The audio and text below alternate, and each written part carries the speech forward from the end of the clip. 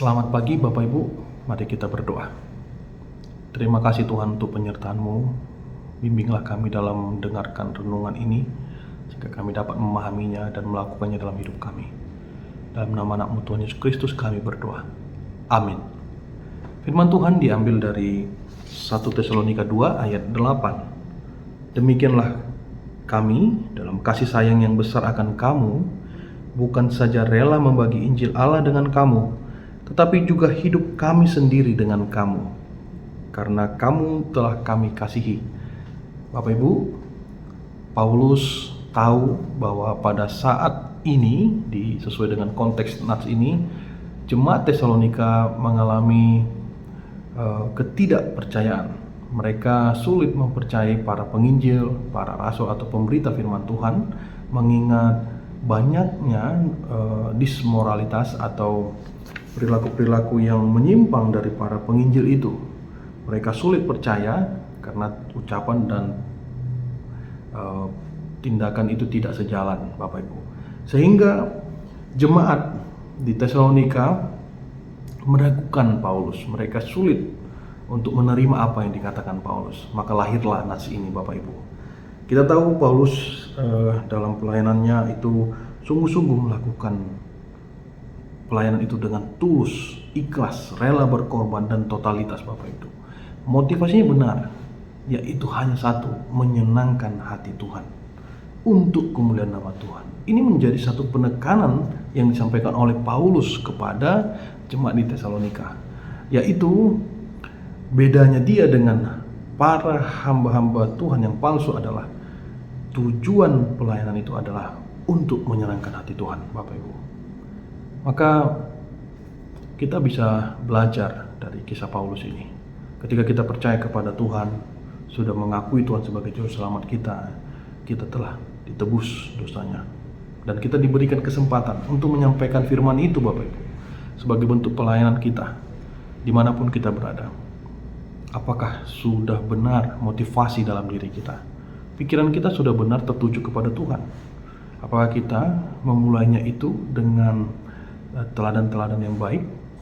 Saya tahu sebagai manusia berdosa itu tidak mudah, ada kalanya kita jatuh, dan bahkan sering sekali ya sulit rasanya untuk menunjukkan keteladanan. Saya tahu itu. Tapi itu tidak menjadi alasan, tidak menjadi satu dalih bagi kita untuk tidak berusaha hidup sungguh-sungguh sesuai dengan apa yang Tuhan mau, Bapak Ibu. Dalam kehidupan kita sehari-hari, marilah kita menunjukkan keteladanan itu, Bapak Ibu. Dalam keluarga, marilah kita menancapkan prinsip firman Tuhan. Siapapun kita, bapak, mama, anak, opung, supaya keluarga itu tinggal di dalam Tuhan. Supaya jangan sampai aliran-aliran sesat atau ajaran-ajaran dunia ini mudah menerobos masuk ke dalam prinsip hidup, perilaku, attitude, dan cara pandang keluarga kita. Karena hari ini kita menemukan ada banyak sekali kesulitan dalam komunikasi antara orang tua dengan anak. Mengapa? Karena sudah ada benteng dalam diri anak itu. Sudah ada benteng dalam anggota keluarga kita untuk menyampaikan, untuk menerima, maksud saya, untuk menerima apa yang disampaikan oleh orang tuanya, orang yang lebih tua. Bahkan mereka menganggap bahwa pengalaman yang mereka punya itu sudah banyak, sudah besar, dan sudah hebat, sehingga sulit sekali mendengar. Paulus dalam konteks ini, dia menyatakan tepat sekali ke sasaran. Dia katakan, saya datang ke sini bukan untuk menyenangkan hati kalian, tapi untuk menyenangkan Tuhan. Saya datang ke sini untuk kemuliaan nama Tuhan. Maka dalam setiap perkataan dia tunjukkan juga dalam perbuatan dia. Dalam setiap cara dia memimpin, dia tunjukkan juga bagaimana kebutuhan. Dia mampu melihat kebutuhan jemaat itu, sehingga semuanya benar-benar merasakan kasih Tuhan.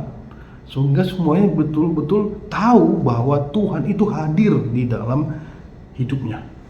Marilah Bapak Ibu kita menjadi sinar itu. Sebagaimana kita akan memasuki masa Advent kedua. Mari kita tebar apa yang bisa kita sampaikan, sinar terang di sekeliling kita, supaya tinggal kuat firman itu dalam diri kita masing-masing.